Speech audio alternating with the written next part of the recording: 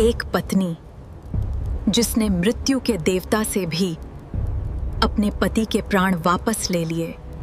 मद्र देश के राजा अश्वपति के पास सब कुछ था, धन, वैभव और सम्मान, लेकिन उनके जीवन में एक कमी थी, संतान की। वर्षों की तपस्या के बाद राजा अश्वपति की भक्ति स्वीकार हुई और उन्हें मिला एक दिव्य वरदान।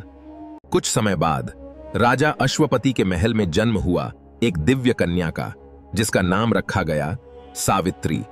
सावित्री केवल सुंदर ही नहीं थी, वह अत्यंत बुद्धिमान और तेजस्विनी भी थी।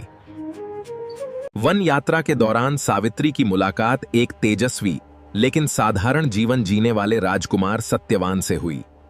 सत्यवान गुणवान, दयालु और सत्यप्रिय था, लेकिन वह वन में अपने अंधे माता पिता के साथ रह रहा था।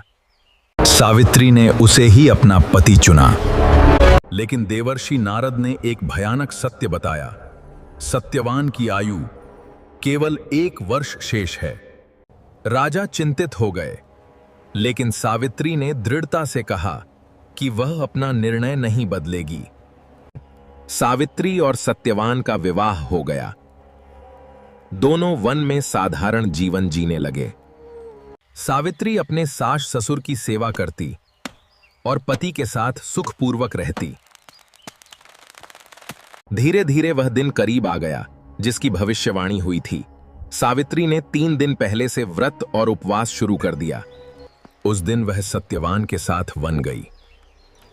वन में लकड़ी काटते समय सत्यवान अचानक कमजोर होकर वट वृक्ष के नीचे गिर पड़े। कुछ ही क्षणों में उनके प्राण निकल गए।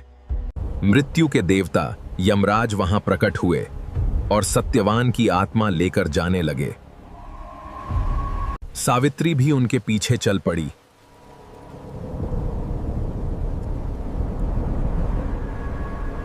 यमराज ने उसे लौटने को कहा, लेकिन सावित्री ने कहा, जहां मेरे पति जाएंगे वहां मैं भी जाऊंगी। उसकी भक्ति और बुद्धि से यमराज प्रभावित हुए। यमराज ने उसे वरदान मांगने को कहा। सावित्री ने धीरे धीरे 3 वरदान मांगे। अपने ससुर की आंखों की रोशनी, खोया हुआ राज्य वापस, 100 पुत्रों का आशीर्वाद। जब यमराज ने तीसरा वरदान स्वीकार किया तो सावित्री ने कहा, पति के बिना पुत्र कैसे संभव हैं?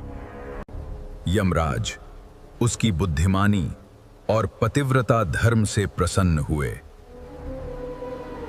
यमराज ने सत्यवान के प्राण लौटा दिए।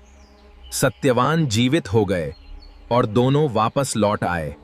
सत्यवान के माता पिता को दृष्टि और राज्य वापस मिला। तभी से यह माना जाता है कि सावित्री ने अपने पतिव्रत, भक्ति और बुद्धि से मृत्यु को भी जीत लिया।